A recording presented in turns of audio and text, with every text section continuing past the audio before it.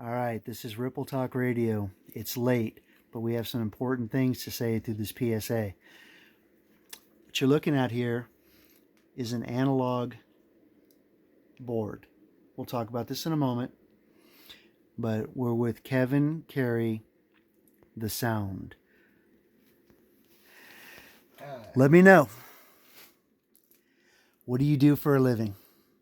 What do I do? Direct waves and particles through crazy technology and reality.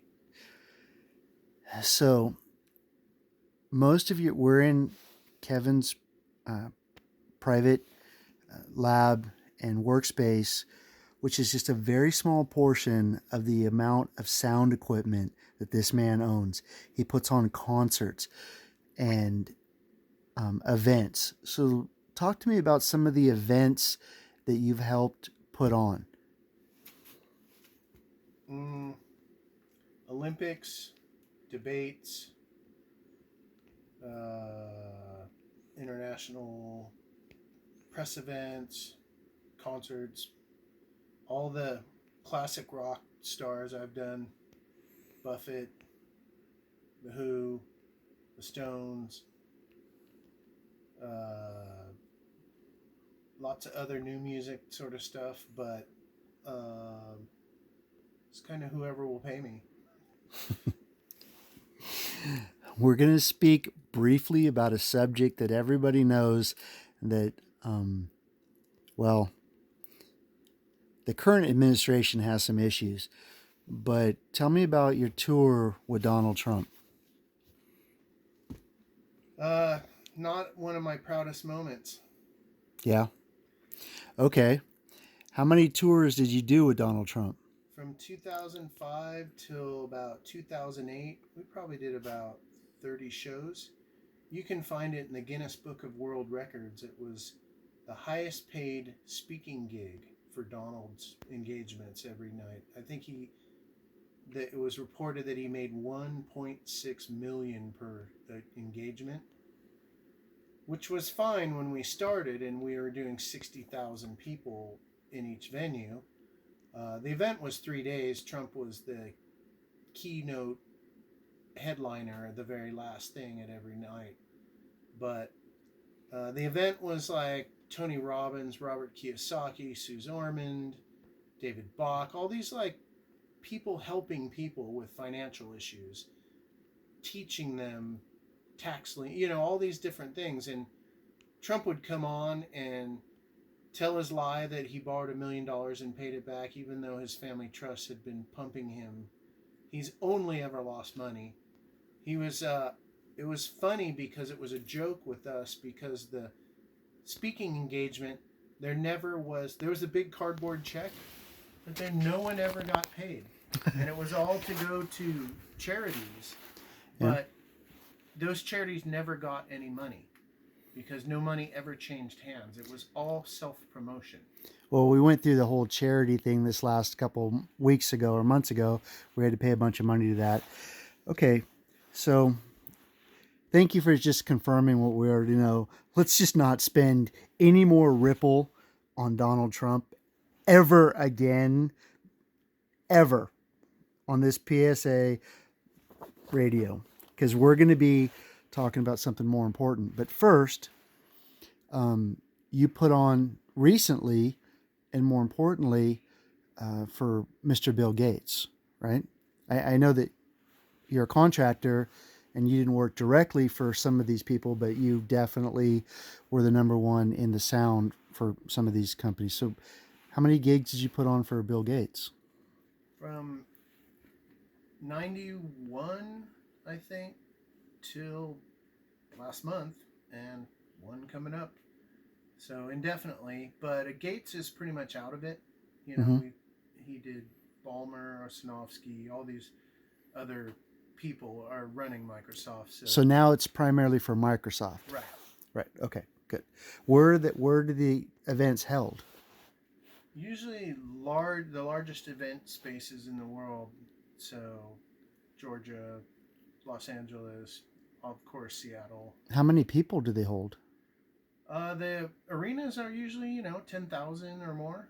And Okay, then the ballroom stuff could be from 500 to a couple thousand. that's impressive. Okay.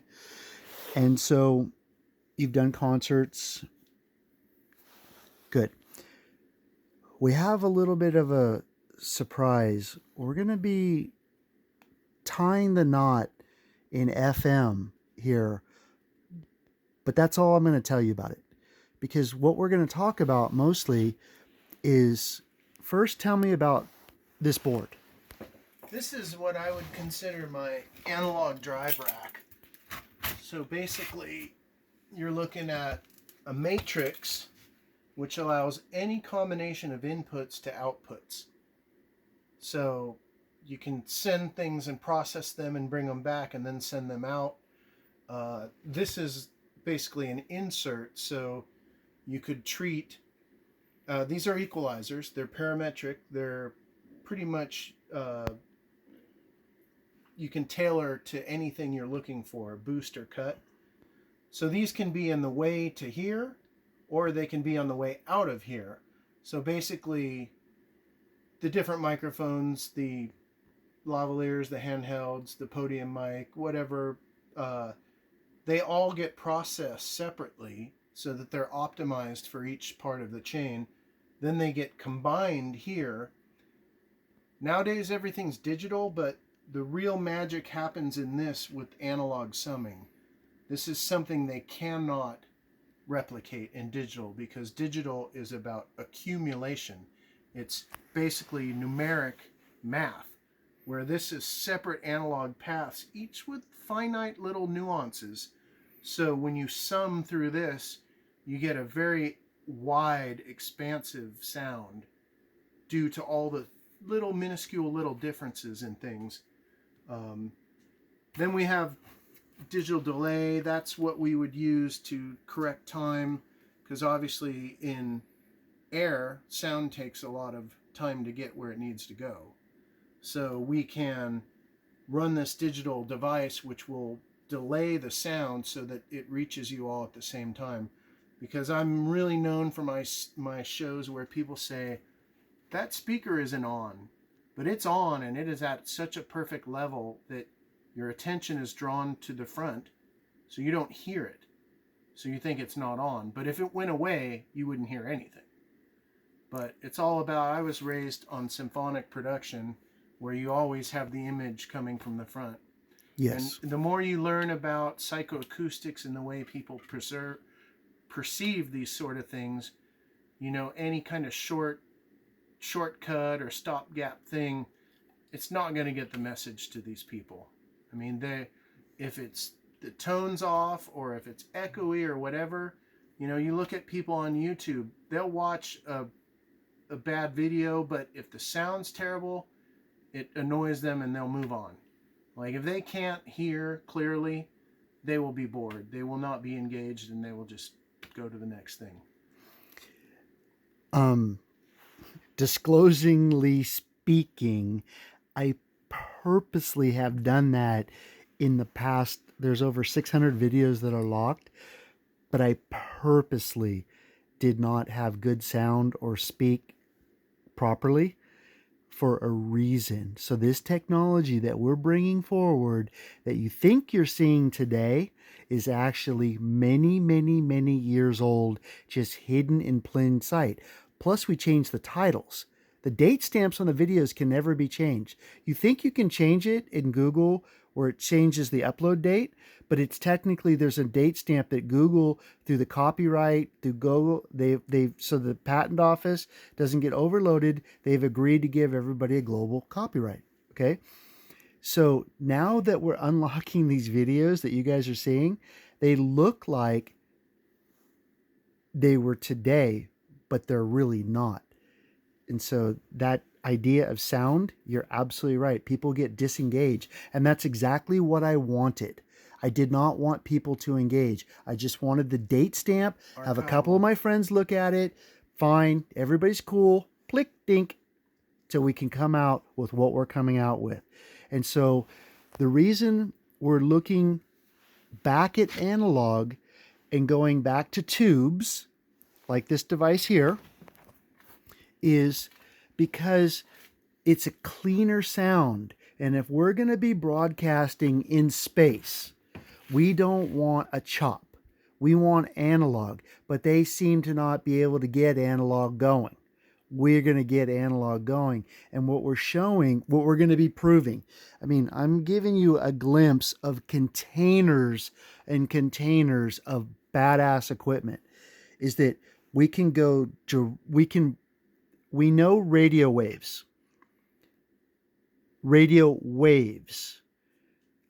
gravity, light, and electrons, 86,000 miles per second, give or take a couple. But sound does not. We know that. We want to bring sound up to that speed.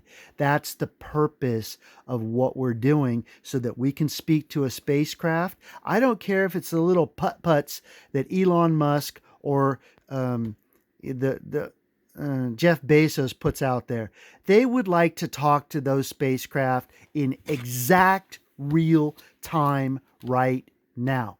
And if we can prove that, which we have, but we are going to even empirically prove it, because we're going to bounce. We're going to do the moon bounce with the next video that you're going to see, if you're staying tuned. Kevin just happens to have a C-SPAN satellite dish that we're going to put some serious juice through. Absolute serious juice. The little satellite that goes around Mars right now, they can talk to that with 135 watts.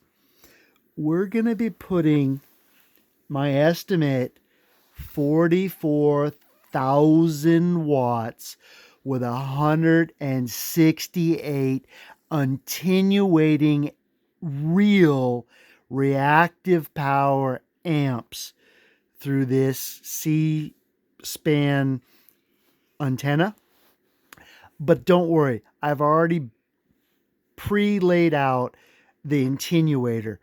The one that's on there, we're going to throw that crap away.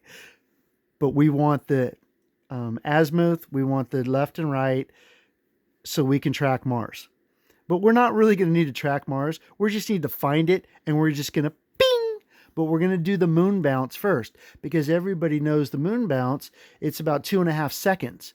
So we'll definitely be able to pick up on his equipment the time, because we're going to record it. We'll know exactly. My guess is that the needles are going to swing the same time. There's not going to be any delay. And if we can prove just that, even with it's just a little siren, okay, even with it's just a beep, if we can prove that the needles swing at the same time, this is very serious. What I think is going to happen is that the gravitational antennas, the two laser beams, I can't remember the name of them, that are 2 miles by 2 miles in an L shape, one in Utah and the other one in Australia, they're definitely going to pick up that gravitational beep. That'll give them something to do. They've been staring at these antennas for 20 years, and they heard a little fart coming from a couple black holes billions of miles away. If these guys pick it up, if the radio antennas pick it up, then we know for sure we have something. We have plenty of power here to make this happen. So that's not going to be the issue. It's going to be the time. And if we can do that time, and we're not going to use, that's a beautiful piece of equipment down there, the speeder upper, the time speeder upper. We both understand each other, but we may have a little different terms. I'm taking the passenger seat here when it comes to broadcast and concerts, even though I understand balancing. I love concerts. I've been messing with sound for my whole life, but I'm definitely taking a back seat. So I'm giving you guys a window into this, which you really need to understand. And so Kevin brought something up. He just got effed by the FCC because he was splitting the band on the FM so that he could broadcast from microphones to the receivers But as the local station found out that there was some noise between the bands, especially in TV, they white noised them out. They basically raised their amplitude and knocked them out. Just like if you go to Home Depot or Lowe's, you can't use your cell phone. You're forced to use their Wi-Fi. It's just it's what companies do. They broadcast the Wi-Fi so they know what you're looking at when you're at work on your computer. They check your IP address. Well, we're gonna fix all that for you guys, so you don't have to worry about that anymore. I'd like you to go to just .ws. That is our new global internet broadcast. It's been there for a very long time. We're gonna go .com ghost ws, and I'll bring down the calculations to you, which I already have. You just have to watch my videos to find the calculation of how fast we can broadcast data. It will blow your mind. Forget supercomputing. We're millions of times faster than the world's supercomputer right now. Okay? The reason we're doing this is because that quintessential bounce, whether it be the moon or Mars in the spacecraft, is a safety issue. So this is not an advertisement channel. We're a PSA. Okay? When we start broadcasting, I'm not exactly sure what we're going to wipe out, because our reactive power is magnitude stronger than anything that's in the FCC. We may or may not impose over everything, but we're going to find out. Then we'll know. And we can do it for 120 seconds by the FCC law. That means this could be a safety issue. It's fine that the government can bridge the FCC and go all bands, but it's just hodgepodge. This could possibly be where we could go everything, like you see in the science fiction, aliens breaking into all of our broadcast. We like to say DC to light. Yeah. We'll step on everything from DC to light. Exactly. So we don't know. Like I said, when we don't know something, but it's not hypothetical. It's an educated understanding based on empirical data. So we have to be careful. So we're going to be careful, but it's tempting. It's really tempting to get your attention. We might wipe out the AM band. We might wipe out the FM band. We might wipe out TV and satellite. We don't know. But we're going to find out. This has been The Ripple. And you've been formally introduced to the sound brought to you by the Earthquaker. Cheers.